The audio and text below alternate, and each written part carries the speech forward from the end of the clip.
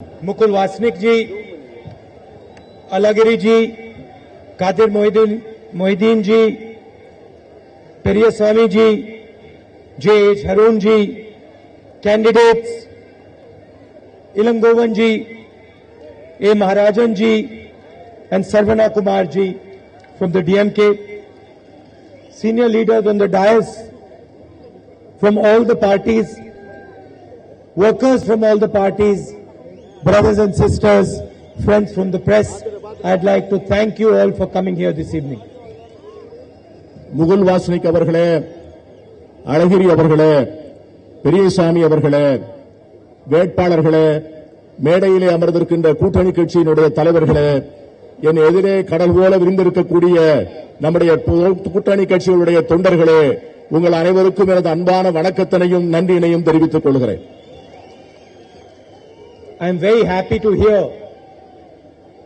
that many people appreciate and like the Congress manifesto. நான் மிகவும் மகிழ்ச்சியாக இருக்கிறேன். இங்கே இருக்கின்ற பல்லாயிரக்கணக்கான மக்கள் காங்கிரஸ் கட்சியின் மேல் கொண்டிருக்கின்ற அன்பும் மரியாதையும் என்னை பூரிக்க செய்திருக்கிறது. Many people have told me that this manifesto contains what they wanted. அநேக நண்பர்களிடம் சொல்லியிருக்கிறார்கள், காங்கிரஸ் கட்சியினுடைய தேர்தல் அறிக்கை அவர்கள் எதை விரும்பினார்களோ அதை உள்ளடக்கிய தேர்தல் அறிக்கையாக இருக்கிறது என்று என்னிடம் தெரிவித்திருக்கிறார்கள்.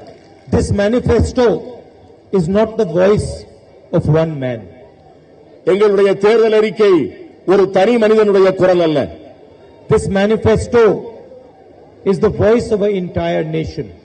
எங்களுடைய தேர்தல் அறிக்கை ஒட்டுமொத்த தேசத்தினுடைய குரல். And this manifesto is appreciated because millions of people were part of creating this manifesto.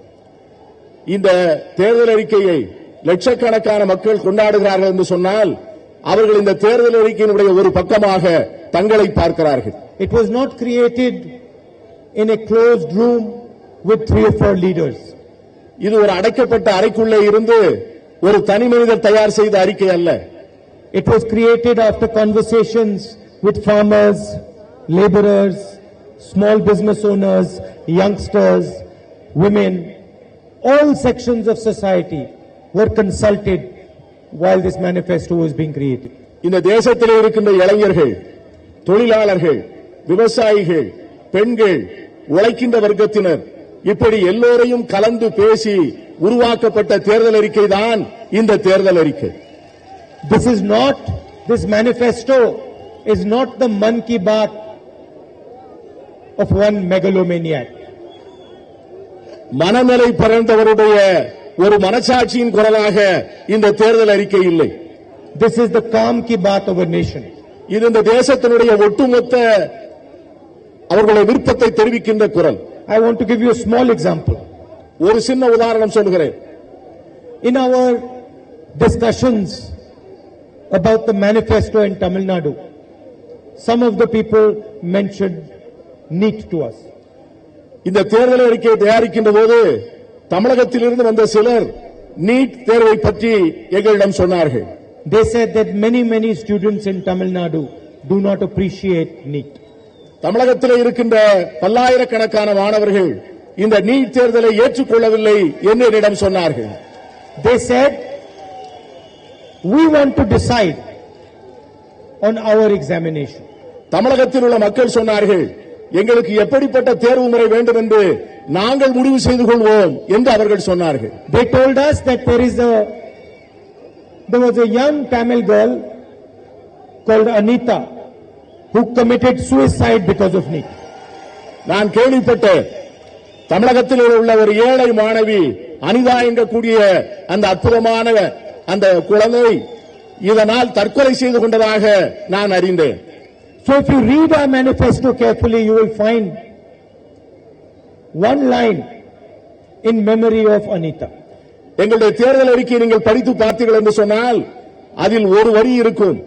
அது அனிதாவினுடைய நினைவுகளை நாங்கள் உள்வாங்கி அவள் நினைவுகளுக்கு அஞ்சலி செலுத்துவதற்காக எழுதப்பட்ட வார்த்தைகள் அந்த வார்த்தை.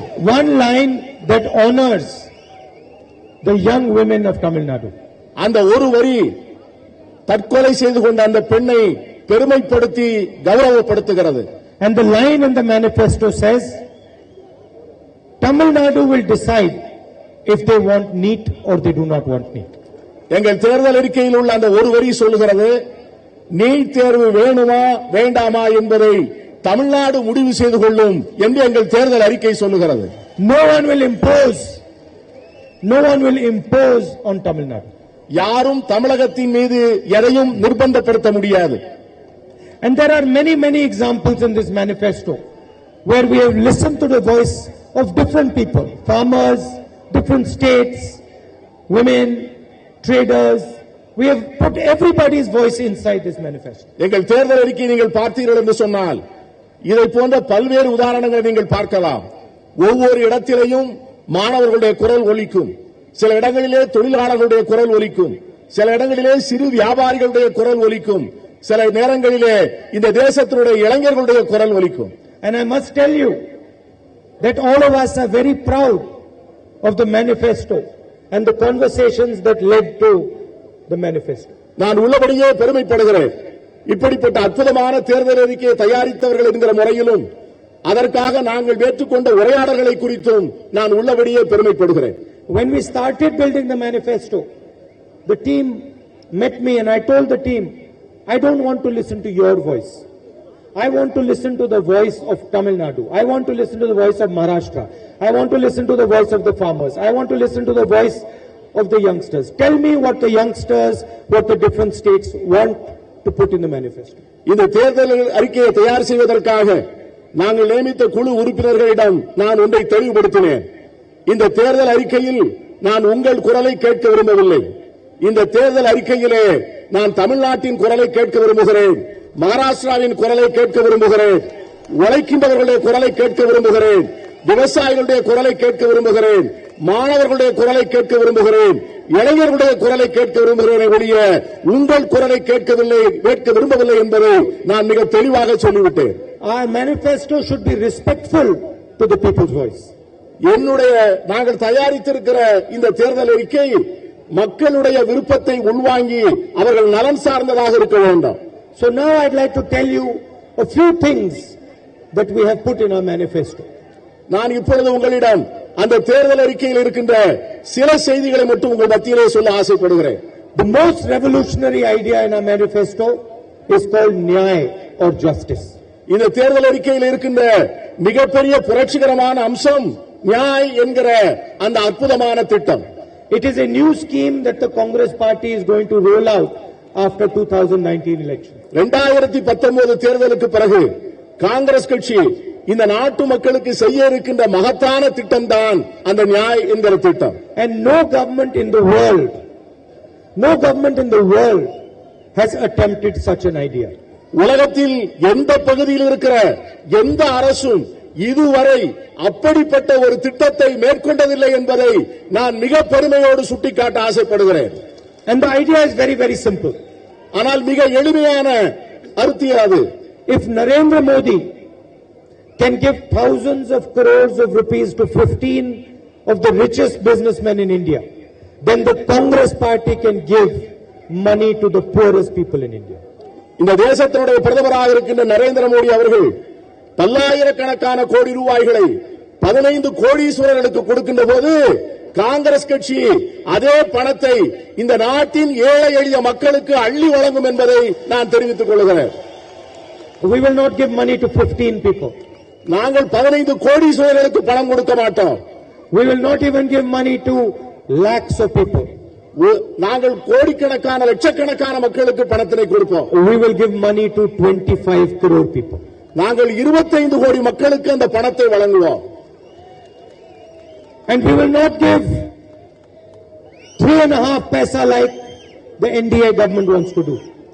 3.5 paisa. We want to give 3.5 paisa. இதுவரை நம்முடைய மோடி அரசாங்கம் ஒரு நாளைக்கு 3.5 பைசாவை தான் இந்த நாட்டினுடைய ஏழை மக்களுக்கு வழங்கி இருக்கிறது. We will not give 5 or 6 rupees. நாம் 5 அல்லது 6 ரூபாய் கொடுக்க மாட்டோம்.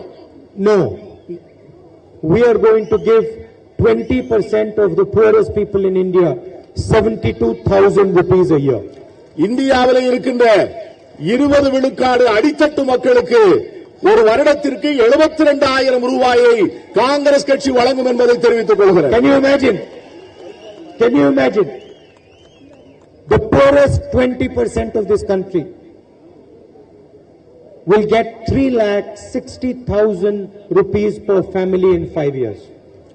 நீங்கள் தயவு செய்து கற்பனை செய்து பாருங்கள். இந்த நாட்டிலே இருக்கின்ற 20 விழுக்காடு குடும்பங்கள் 5 ஆண்டுகளிலே ஏறக்குறைய 3,60,000 ரூபாயை பெறுவார்கள் என்பதை நீங்கள் தயவு செய்து எண்ணி பாருங்கள். Mr. Narendra Modi promised 15 lakhs per person. He lied. Narendra Modi அவர்கள் ஒவ்வொருவர் கணக்கிலும் 15 லட்சம் போடுவேன் என்று சொன்னார். I will tell you from this stage that we cannot give you 15 lakhs a person.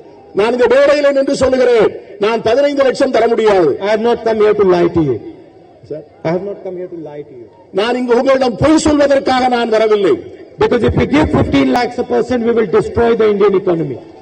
15 லட்சம் நான் யாருக்கா எல்லோருக்கும் கொடுத்தேன் என்று சொன்னால் இந்த தேசத்தினுடைய பொருளாதாரத்தை நான் சீரழித்து விடுவேன். But we can give 3,60,000 rupees a person. ஆனால் இந்த நாட்டில் இருக்கின்ற ஏழை மக்களுக்கு 3,60,000 ரூபாய் நிச்சயமாக கொடுக்க முடியும். அதை எங்களால் செய்ய முடியும். Without causing any damage to the Indian economy. இந்த தேசத்தினுடைய பொருளாதாரத்திற்கு எந்தவிதமான செலவும் இல்லாமல் அந்த மாபெரும் திட்டத்தை எங்களால் நிறைவேற்ற முடியும். In fact, surprisingly, giving this money to the poorest people will strengthen India's economy.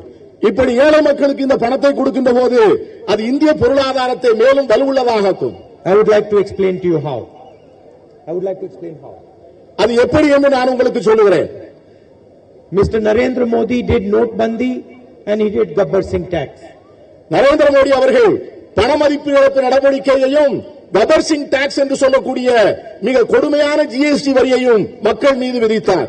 He took money out of your pockets. உங்கள் பைகளில் இருக்கின்ற பணத்தை அவர் எடுத்துக்கொண்டார். He stole from the women sitting in this crowd. இந்த அரங்கத்திலே உட்கார்ந்திருக்கிற பெண்களிடமிருந்து அவர் அந்த பணத்தை திருடிக் கொண்டார். He forced them to put their money in the bank. அவர்கள் கையில் இருக்கிற பணத்தை வங்கிகளிலே போட வேண்டும் என்று கட்டாயப்படுத்தினார். He made them suffer. அவர்கள் துன்புறுவதற்கும் அவர்கள் வேதனைப்படுவதற்கும் அவர் வழிவகுத்தார். Like these women, he stole money from small shopkeepers, from small business owners, from middle-sized business owners, from the youngsters of this state. இதைப் போல பல லட்சக்கணக்கான ஏழைகளிடமிருந்து, பல லட்சக்கணக்கான தொழிலாளர்களிடமிருந்து, பல லட்சக்கணக்கான விவசாயிகளிடமிருந்து அந்த பணத்தை அவர் திருடிக் கொண்டார். With Gabbar Singh tax, he imposed 5 different types of taxes, 5 different layers of tax. Gabbar Singh tax என்கிற பெயரில் 5 வகையான மிக கொடுமையான வரியை இந்த நாட்டு மக்கள் மீது விதித்தார். First are small businessmen to fill forms every day. ஒவ்வொரு நாளும் பல ஃபாரங்களை, பல படிவங்களை அவர்கள் பூர்த்தி செய்து கொடுக்க வேண்டிய மிக கொடுமையான வழிமுறைகளை வகுத்துக் கொடுத்தார். Charge 28% tax to India. 28 விழுக்காடு வரி, உலகத்திலே எங்கும் இல்லாத வரியை இந்திய நாட்டு மக்கள் மீது விதித்தார். And he took this money from you to give it to his friends like Anil Ambani, Mehul Choksi, Nirav Modi, Vijay Mallya. இந்த பணத்தை உங்களிடமிருந்து எடுத்து அவருடைய நெருங்கிய நண்பர்களான நிரவ் மோடி, மெஹுல் சோக்சி, மல்லையா போன்றவர்களுக்கு அந்த பணத்தை கொடுத்தார். And when he took this money from you, when he took this money from our mothers and sisters, they no longer could buy things. உங்களிடமிருந்து அந்த பணத்தை எடுத்த பிறகு, இங்க இருக்கின்ற பெண்களிடமிருந்து அந்த பணத்தை எடுத்த பிறகு அவர்கள் தங்களுடைய வாங்கும் சக்தியை இழந்து விட்டார்கள். Their purchasing power collapsed. அவர்கள் முழுமையாக வாங்குகின்ற சக்தியை இழந்து நிற்கிறார்கள். When their purchasing power collapsed, goods were left lying in the factories. மக்களிடம் வாங்கும் சக்தி குறைகின்ற போது தயார் செய்த பொருட்களை வாங்குவதற்கு ஆள் இல்லாமல் தொழில் மந்தமாகிறது. Factories stopped producing goods.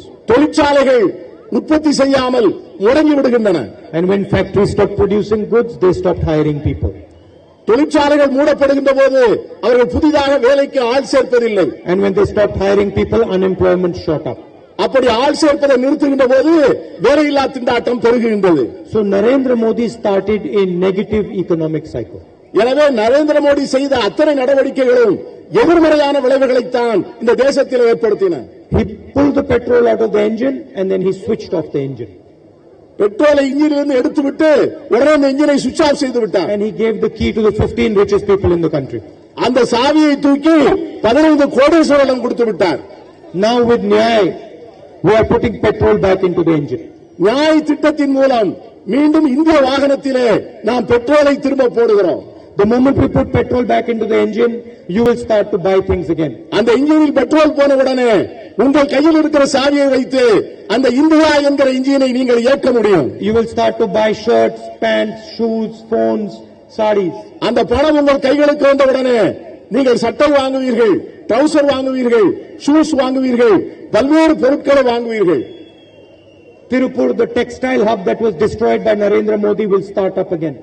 பின்னலாடை தொழிலுடைய தலைநகரமாக இருந்த திருப்பூர் இன்று நரேந்திர மோடியுடைய நடவடிக்கையாலே முழுவதுமாக முடங்கி சீரழிந்து கிடக்கிறது. Kanchipuram, the silk capital of India that was destroyed by Narendra Modi, will start again. பட்டுத்தொழிலின் தலைநகரமான காஞ்சிபுரம் நாம் ஆட்சிக்கு வந்தவுடனே மீண்டும் புத்துயிர் பெற்று எழுச்சி பெறும். And as these factories start to produce more goods, your children will get jobs in these factories. இந்த தொழிற்சாலைகள் மீண்டும் தொடங்கி வேலை செய்ய ஆரம்பித்தவுடனே உங்கள் குழந்தைகளுக்கு வேலை வாய்ப்பு கிடைக்கும், உங்கள் வாழ்க்கை பிரகாசமாக இருக்கும். And the Indian economy will jumpstart. நம்முடைய இந்திய பொருளாதாரம் ஒரு பெரிய முன்னேற்றத்திற்கான முன்பல் தாவலை எடுக்கும். And everybody will be much happier. And ஒவ்வொருவரும் மகிழ்ச்சியாக இருப்பார்கள். Except Mr. Modi. மோடியை தவிர. Modi will be upset. Modi will be upset because he will not be able to give thousands of crores of rupees to Anil Ambani. Modi எப்பொழுது மகிழ்ச்சியாக இருப்பார் என்று சொன்னால் ஆயிரக்கணக்கான கோடி ரூபாய்களை எடுத்து கோடீஸ்வரர்களுக்கு கொடுக்கும்போதுதான் அவர் மகிழ்ச்சியாக இருப்பார். Modi will be upset because Indians will no longer fight with each other. Modi எப்பொழுது மகிழ்ச்சி இல்லாமல் இருப்பார் என்று சொன்னால் இந்தியர்கள் இனிமேல் ஒருவரை ஒருவர் எதிர்த்து யுத்தம் நடத்தக்கூடிய சூழலில் இருக்க மாட்டார்களோ அப்பொழுதுதான் அவர் மகிழ்ச்சி இல்லாமல் இருப்பார். Because the truth of Mr. Narendra Modi is that he is the anger between Indians. Narendra மோடியினுடைய அடிப்படை சித்தாந்தம் என்று சொன்னால் இந்த நாட்டு மக்கள் மத்தியிலே வெறுப்பு அரசியலை விதைப்பதுதான். The same way the Congress party and the DMK and our alliance partners are love between all Indians.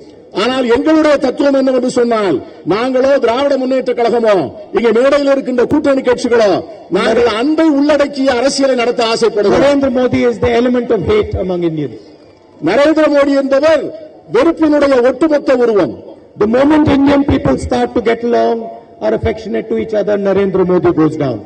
நாம் எல்லோரும் ஒற்றுமையாக மகிழ்ச்சியாக சந்தோஷமாக ஒவ்வொருவரோடு உறவோடு இருக்கின்ற போது நரேந்திர மோடியுடைய அரசியல் தன்னுடைய சக்தியை இழந்துவிடும். So we are not going to fight Narendra Modi with hatred.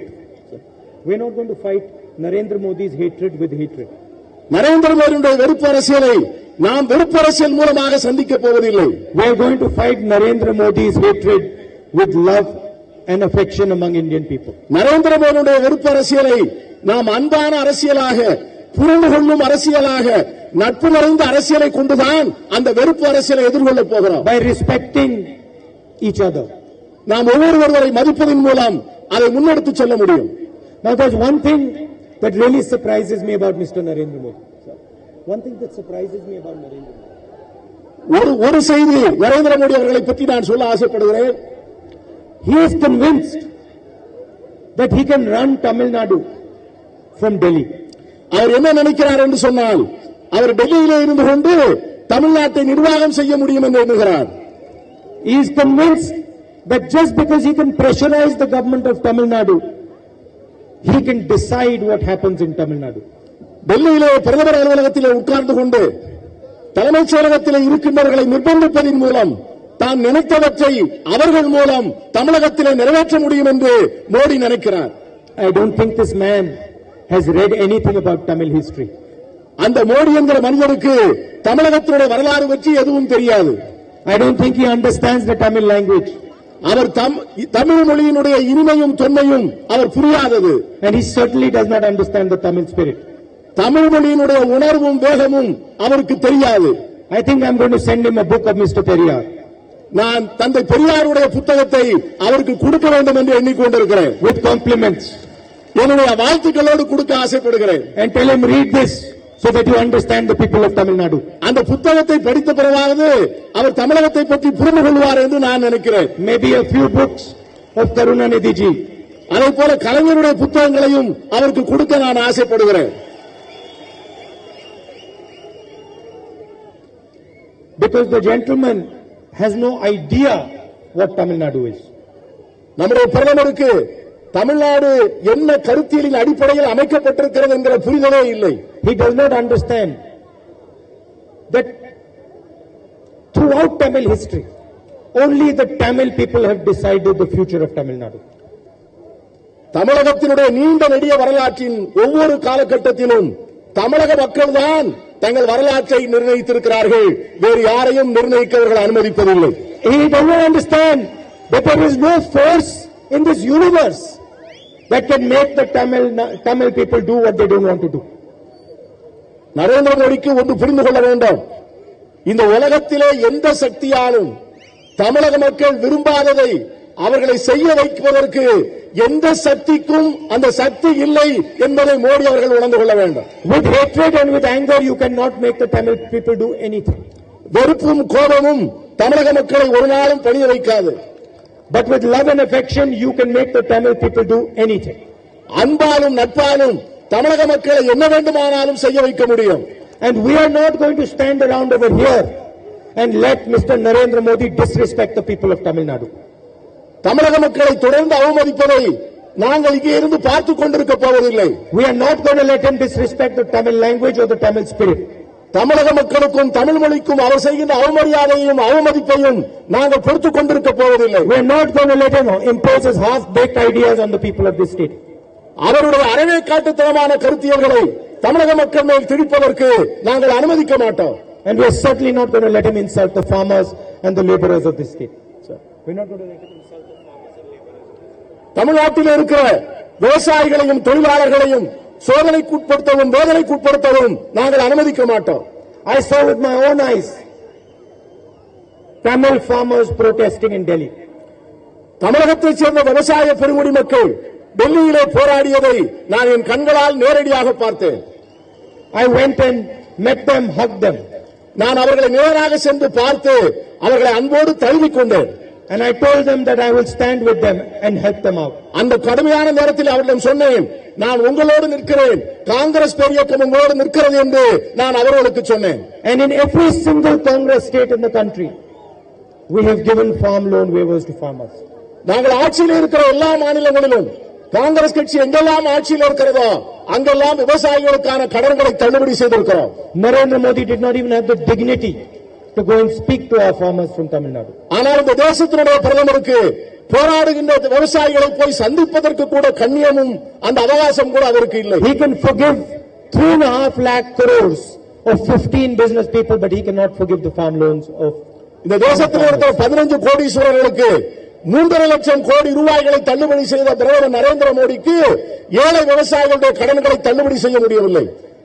So we have decided, and it is written in our manifesto, that in 2019 we are going to do some dramatic things for the farmers of this country. எனவே நாங்கள் முடிவு செய்தோம், 2019 தேர்தல் முடிந்த பிறகு எங்கள் தேர்தல் அறிக்கையின்படி இந்த தேசத்தில் இருக்கின்ற விவசாயிகளுக்கு மிக புரட்சிகரமான மிக அடிப்படையான நன்மைகளை செய்வதென்று முடிவெடுத்திருக்கிறோம். We want to remove fear from your heart. உங்களுடைய மனதிலே இருக்கிற விவசாயிகள் மனதிலே இருக்கிற அச்சத்தை அகற்ற வேண்டும் என்று நாங்கள் நினைக்கிறோம். We want farmers to live with confidence. இங்கே இருக்கின்ற விவசாயிகள் தன்னம்பிக்கையோடு வாழ வேண்டும் என்று நாங்கள் கருதுகிறோம். We want them to believe and understand that their government is standing with them. இந்த தமிழ்நாட்டில் இருக்கிற விவசாயிகள் உன்னை உறுதியாக நம்ப வேண்டும்.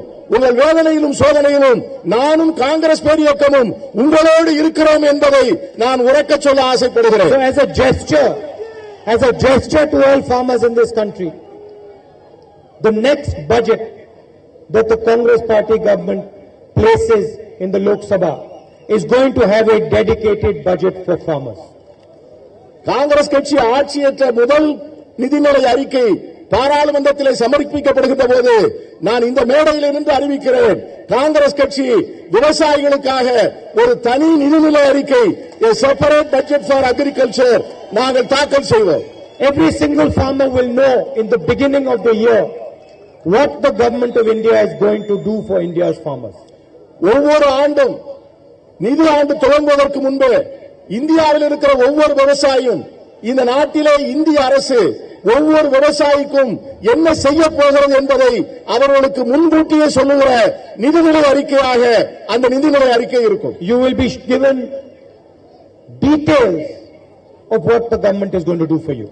அரசாங்கம் என்ன செய்ய போகிறது என்கிற அத்தனை விவரங்களும் அந்த நிதிநிலை அறிக்கையில் இருக்கும். We will tell you that this is how much we are going to raise MSP. அதில் நாங்கள் தெளிவாக சொல்லுவோம், குறைந்தபட்ச ஆதார விலை எவ்வளவாக இருக்கும் என்று நாங்கள் சொல்லுவோம். We will tell you this is how much you are going to get as a bonus. உங்களுக்கு ஒவ்வொரு ஆண்டும் எவ்வளவு ஊக்கத்தொகை கிடைக்கும் என்பதை முன்கூட்டியே சொல்லிவிடுவோம். We will tell you this is the compensation you will get if there is damage to your crops. உங்களுடைய பயிருக்கு இழப்பு ஏற்பட்டால் உங்களுக்கு என்ன நஷ்டஈடு கிடைக்கும் என்பதையும் முன்கூட்டியே சொல்லிவிடுவோம். And we will develop strategies dedicated for the improvement of farmers. விவசாயத்தை மேம்படுத்துவதற்கும் விவசாயிகளுடைய வாழ்வை நலமாக்குவதற்கும் உள்ள பல்வேறு திட்டங்களை அந்த நிதிநிலை அறிக்கையிலே அறிவிப்போம். The best technology, food processing plants, storage capability. உலகத்திலே இருக்கிற மிகச்சிறந்த தொழில்நுட்பங்கள், பொருட்களை பத்திரப்படுத்தி அதை பாதுகாக்கின்ற அந்த தொழில்நுட்பங்கள், இவைகளை பற்றிய கருத்துக்கள் எல்லாம் அந்த நிதிநிலை அறிக்கையிலே மிக தெளிவாக சொல்லப்படும். There is another big reason farmers are scared in the country today. இந்த நாட்டினுடைய விவசாயிகள் இன்னும் ஒன்றை பற்றி கவலைப்படுகிறார்கள். And every farmer asks himself this question. And ஒவ்வொரு விவசாயியும் தன்னை கேட்டுக் கொள்கிறான். Anil Ambani takes 45,000 crores of government money, bank money, and does not return it. He is outside jail. Anil Ambani மத்திய அரசினுடைய வங்கிகளிலே 45,000 கோடி ரூபாயை கடன் வாங்கிக் கொண்டு மிகவும் வசதியாக சௌரியமாக இருக்கிறார், திரும்ப கட்டாமல். But when a farmer takes a bank loan of 20,000 rupees, 30,000 rupees and doesn't return it, he has to go to jail. ஆனால் ஒரு ஏழை விவசாயி 20,000 40,000 கடன் வாங்கிக் கொண்டு அதை கட்ட முடியவில்லை என்று சொன்னால் மறுநாளே மத்திய அரசாங்கம் அவரை சிறையிலே தூக்கி போடுகிறது. Every Indian farmer asks himself, why this unfairness? ஒவ்வொரு இந்திய விவசாயியும் கேட்கிறான், ஏன் இப்படி நடக்கிறது? Why am I treated like a second class citizen? ஏன் எனக்கு மட்டும் இந்த கொடுமை நடக்கிறது என்று இந்திய விவசாயி கேட்கிறார். And in our manifesto conversations, many farmers asked us this question. இந்த தேர்தல் அறிக்கையை தயாரிக்கின்ற போது அநேக விவசாயிகள் இந்த கேள்வியை எங்களிடம் கேட்டார்கள். They said that why is it that the richest in the land do not go to jail when they do not return bank money, but the poorest in the land go to jail when they don't return money? இந்த நாட்டினுடைய மிகப்பெரிய கோடீஸ்வரர்கள் வங்கிகளிலே கடன் வாங்கிவிட்டு திரும்ப கட்டவில்லை என்று சொன்னால் அவர்கள் மீது ஏதும் நடவடிக்கை இல்லை.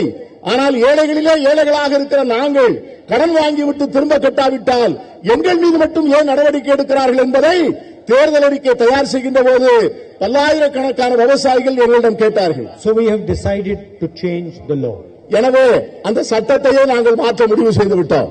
And all the farmers in this crowd, please listen to me carefully. இனிமேல் எந்த விவசாயியும் கடன் வாங்கினால் after the 2019 election, when the Congress government comes to power, not a single farmer in this country is going to go to jail because he hasn't paid back his bank loan. 2019 நாடாளுமன்ற தேர்தலுக்கு பிறகு காங்கிரஸ் கட்சி ஆட்சி அமைக்கின்ற வாய்ப்பை பெறுகின்ற போது நான் உறுதியாக சொல்லுகிறேன், இந்த தேசத்திலே எந்த ஒரு விவசாயி கூட கடனை கட்டவில்லை என்பதற்காக சிறைக்கு போகிற சம்பவமே நடக்காது என்கிற உறுதியை நான் உங்களுக்கு சொல்லுகிறேன். We will make it illegal to put any farmer in jail for defaulting on his bank loan. வாங்கிய கடனை கட்டவில்லை என்பதற்காக யாராவது ஒரு விவசாயியை ஜெயிலிலே போட்டு ஒரு அதிகாரி நடவடிக்கை எடுத்தால் அந்த அதிகாரி மீது குற்றவியல் சட்டப்படி நடவடிக்கை எடுக்கப்படும் என்பதை நான் தெரிவித்துக் கொள்கிறேன். You want to put farmers in jail for defaulting on bank loans? Well, then put Anil Ambani in jail first. இந்த தேசத்தினுடைய ஏழை விவசாயிகளை சிறைக்குள்ளே அடைக்க நினைக்கிறீர்கள், ஆனால் கோடீஸ்வரர்களான அனில் அம்பானியும் அதானியும் வெளியே இருக்கிறார்கள். Now for the youngsters who Mr. Narendra Modi has really hurt. For the youngsters he has hurt. Narendra Modi hurt. இந்த நாட்டினுடைய இளைஞர்கள் நரேந்திர மோடியுடைய அரசால் மிகவும் துன்பப்பட்டு போயிருக்கிறார்கள். He has taken away jobs from you and today India is faced with massive unemployment. இந்த நாட்டினுடைய இளைஞர்கள் வரலாற்றில் இல்லாத அளவுக்கு வேலை வாய்ப்பு இல்லாமல் மிகப்பெரிய நெருக்கடியில் இருக்கிறார்கள். He has destroyed industry after industry with demonetization and Gabbar Singh tax. இந்த நாட்டில் இருக்கின்ற அத்தனை தொழிற்சாலைகளையும் பணமதிப்பு இழப்பு நடவடிக்கை ஜிஎஸ்டி டாக்ஸ் என்கிற பெயரிலே பல்வேறு விதமான தொழில் விரோதமான நடவடிக்கைகளை எடுத்து எல்லா தொழில்களையும் மோடி கொண்டு விட்டார். And while India faces unemployment, 22 lakh government jobs lie empty. India வேலையில்லா திண்டாட்டத்திலே சிக்கி சவிக்கின்ற போது மத்திய அரசினுடைய 22 லட்சம் வேலை பணியிடங்கள் காலியாக இருக்கின்றன. The Congress party will fill those 22 lakh jobs and give them to the youngsters of our country within 1 year. Congress கட்சிக்கு ஆட்சிக்கு வந்தவுடனே முதல் ஓராண்டுக்குள் அந்த 22 லட்சம் பணியிடங்களையும் உடனடியாக பூர்த்தி செய்து இந்தியாவில் இருக்கிற இளைஞர்களுக்கும் இளம்பெண்களுக்கும் அந்த வேலை வாய்ப்பை தரும் என்று உறுதி சொல்கிறேன். We will cover the backlog of SC/ST in government jobs. இந்த நாட்டில் இருக்கிற பட்டியலின மக்கள், மலைவாழ் மக்கள், அவர்களுக்கு இடஒதுக்கீடு செய்யப்பட்டு பூர்த்தி செய்யப்படாத இடங்களை நாங்கள் ஆட்சிக்கு வந்தவுடனே அந்த இடங்களை உடனடியாக நிரப்பி அந்த பட்டியலின மக்களுக்கும் மலைவாழ் மக்களுக்கும் அந்த வேலை வாய்ப்பை உறுதி செய்து கொடுப்போம். And we will give another 10 lakh jobs to youngsters in our panchayats. நம்முடைய நாட்டினுடைய ஊராட்சி அமைப்புகளிலே 10 லட்சம் வேலை பணியிடங்கள் காலியாக இருக்கின்றன. Now I know there are many entrepreneurs in Tamil Nadu, young men and women who want to start their business. தமிழ்நாட்டில் இருக்கின்ற அநேக இளைஞர்கள், இளம்பெண்கள் தாங்கள் சுயமாக தொழில் துவங்க வேண்டும் என்று ஆசைப்படுகிறார்கள். Anytime a youngster wants to start a business, he has to go to a number of government departments for permission. ஒவ்வொரு நேரமும் ஒரு இளைஞனோ ஒரு இளம்பெண்ணோ ஒரு புதிய தொழில் துவங்க வேண்டும் என்று சொன்னால் பல்வேறு அலுவலகங்களுக்கு போய் அங்கே போய் அனுமதியை தேட வேண்டிய நிர்பந்தத்தில் அவர்கள் இருக்கிறார்கள். Anil Ambani can get the world's biggest defense contract without any merit. ஆனால் அனில் அம்பானி இந்த உலகத்தினுடைய மிகப்பெரிய ராணுவ ஒப்பந்தத்தை எந்த விதமான தகுதியும் இன்றி அவர் உடனடியாக பெற்றுக் கொள்கிறார். But Tamil youngsters have to go to government department after government department asking for permission to open their business. ஆனால் தமிழகத்தில் இருக்கின்ற இளைஞர்களும் இளம்பெண்களும் ஒவ்வொரு அரசு அலுவலகமாக அலைந்துதான் ஒரு சிறிய தொழிலை துவங்க வேண்டியது இருக்கிறது. Everywhere they go, they are asked for a bribe. ஒவ்வொரு அலுவலகத்திற்கு அவர்கள் போகும்போதும் அவர்களிடம் அங்கிருக்கின்ற அதிகாரிகள் லஞ்சம் கேட்கிறார்கள். They have to pay so much money that the business is over before it begins. அந்த லஞ்சத்தை கொடுத்து முடிப்பதற்குள்ள அந்த வியாபாரமே முடங்கக்கூடிய அளவிற்கு சூழ்நிலை வந்து விடுகிறது. So we have decided that after 2019, no Tamil youngster is going to have to take permission from any government department to open a business. 2019க்கு பிறகு காங்கிரஸ் கட்சி பதவியேற்றவுடனே இந்தியாவிலே இருக்கிற எந்த இளைஞனும் இளம்பெண்ணும் தொழில் துவங்க வேண்டும் என்று சொன்னால் அவர்கள் எந்த அரசு அலுவலகத்திற்கும் சென்று அனுமதி பெற வேண்டிய தேவை இருக்காது என்பதை நான் தெரிவித்துக் கொள்கிறேன். No permission, no bribe. You set up your business, you get your business going, and then 3 years after your business is going and is sustainable, then you can go and ask for permission. உங்களுக்கு அனுமதி தேவையில்லை, நீங்கள் லஞ்சம் கொடுக்க வேண்டாம். நீங்கள் புதிய தொழிலை துவங்கி 3 ஆண்டுகள் வெற்றிகரமாக நடத்திய பிறகு அந்த தொழிலுக்கு தேவையான அனுமதிகளை நீங்கள் வாங்கிக் கொள்ளலாம். So I have outlined a few of the things that we are looking to do for you. நான் ஒரு சில காரியங்களை நான் இங்கே உங்களுக்கு செய்தியாக சொல்லி இருக்கிறேன். I would like to conclude by once again telling you that this is a fight for the Tamil spirit. நான் மீண்டும் ஒரு முறை சொல்கிறேன், நம்முடைய இந்த யுத்தம் தேசத்தினுடைய ஒருமைப்பாட்டுக்கும் புரிந்து கொள்வதற்குமானது. It is a fight between two visions of India. இந்த யுத்தம் என்பது 2 கருத்தியல்கள் இந்தியாவில் இருக்கிறது. அந்த கருத்தியல்களுக்கு இடையே உள்ள யுத்தம். One that says Tamil Nadu's future is going to be run from Nagpur. அதிலே ஒன்று சொல்லுகிறது, தமிழ்நாட்டின் எதிர்காலத்தை நாங்கள் பிரதமர் அலுவலகத்தில் இருந்து நடத்திக் கொள்வோம் என்று ஒரு கருத்து சொல்லுகிறது. And the other that says the Tamil people will decide their future. இன்னொரு கருத்தியல் நாங்கள் சொல்லுகிறோம், தமிழ்நாட்டின் எதிர்காலத்தை தமிழர்களே முடிவு செய்வார்கள் என்று நாங்கள் சொல்லுகிறோம். And I am confident that our alliance is going to win. நான் உறுதியாக நம்புகிறேன், நம்முடைய கூட்டணி வரலாற்று புகழ்மிக்க வெற்றி பெறும் என்று நான் உறுதியாக நம்புகிறேன். Because it is not just a political alliance. It's not only a political alliance. நாம் கொண்டிருப்பது ஒரு அரசியல் கூட்டணி மட்டுமல்ல. It's an alliance of the heart, an alliance that is fighting for something very important. நாம் கொண்டிருக்கிற இந்த கூட்டணி நம்முடைய இதயத்திற்கு நெருக்கமானது மட்டுமல்ல, சில மிகப்பெரிய காரியங்களை நாம் செய்து காட்ட வேண்டும் என்பதற்காக இந்த கூட்டணியை வைத்திருக்கிறோம். I'd like to say one last thing about the women who have come here. நான் இறுதியாக ஒன்று சொல்ல ஆசைப்படுகிறேன். இங்க வருகிற மகளிரை பார்க்கிறேன், அவர்களுக்காக ஒரு செய்தி சொல்ல ஆசைப்படுகிறேன். Right in the beginning I said that we are going to give 72,000 rupees per poor family in a year. நான் என்னுடைய உரையின் துவக்கத்திலே சொன்னேன், எங்களுடைய அரசாங்கம் வருகின்ற போது இந்த நாட்டிலே இருக்கிற ஏழை குடும்பங்களுக்கு ஒரு வருடத்திற்கு 72,000 கோடி கொடுப்பேன் என்று நான் சொன்னேன். I want the ladies here to know that when the money is going to be transferred to the families, it will be transferred in the name of the woman of the house. உங்களுக்கு ஒரு மகிழ்ச்சியான செய்தி சொல்கிறேன். இங்க இருக்கின்ற பெண்களுக்கு அந்த பணம் உங்களுடைய கணக்கிலே, உங்கள் குடும்பத்தின் கணக்கிலே வர வைக்கப்படுகின்ற போது அந்த குடும்பத்தில் உள்ள பெண்களுடைய பெயரில் தான் அந்த பணம் வரவு வைக்கப்படும் என்கிற செய்தியை நான் உங்களுக்கு சொல்கிறேன். Because we want to honor and respect your role in building India. இந்த நாட்டை சமைப்பதிலும் இந்த நாட்டை உருவாக்குவதிலும் நீங்கள் பெண்கள் தந்திருக்கின்ற இந்த மகத்தான பங்களிப்பை அங்கீகரிக்கின்ற வகையிலே நான் இதை உங்களுக்கு காணிக்கையாக்க விரும்புகிறேன். And there are two other things that we want to do for the women. இன்னும் 2 காரியங்கள் இருக்கின்றன நான் பெண்களுக்காக செய்ய விரும்புவது. We want to give them reservation in the Lok Sabha, Rajya Sabha and all Vidhan Sabhas of the country. Congress கட்சி பதவிக்கு வந்தவுடனே இந்த நாட்டிலே இருக்கின்ற பாராளுமன்றத்தினுடைய லோக்சபா, ராஜ்யசபா, சட்டமன்ற பேரவை அனைத்திலும் பெண்களுக்கான இடஒதுக்கீட்டிற்கான உடனடியாக சட்டங்களை நிறைவேற்றுவோம் என்று சொல்கிறேன். So I am looking forward to 33% of the Lok Sabha, the Rajya Sabha and all Vidhan Sabhas full of women. எனவே அவர்களுக்கு 33 விழுக்காடு இடம் கொடுத்து லோக்சபாவிலும் ராஜ்யசபாவிலும் சட்டப்பேரவையிலும் நான் அநேக பெண்களை பார்க்க முடியும் என்று நான் நம்புகிறேன். And we are also going to give 33% of jobs at the central government level to women. மத்திய அரசினுடைய வேலை பணியிடங்களிலே 33 விழுக்காடு பணியிடங்கள் பெண்களுக்காக ஒதுக்கப்படும் என்பதையும் நான் இந்த நேரத்தில் சொல்லிக்கொள்ள ஆசைப்படுகிறேன். So I'd like to thank all of you for coming here this evening and listening to me so patiently.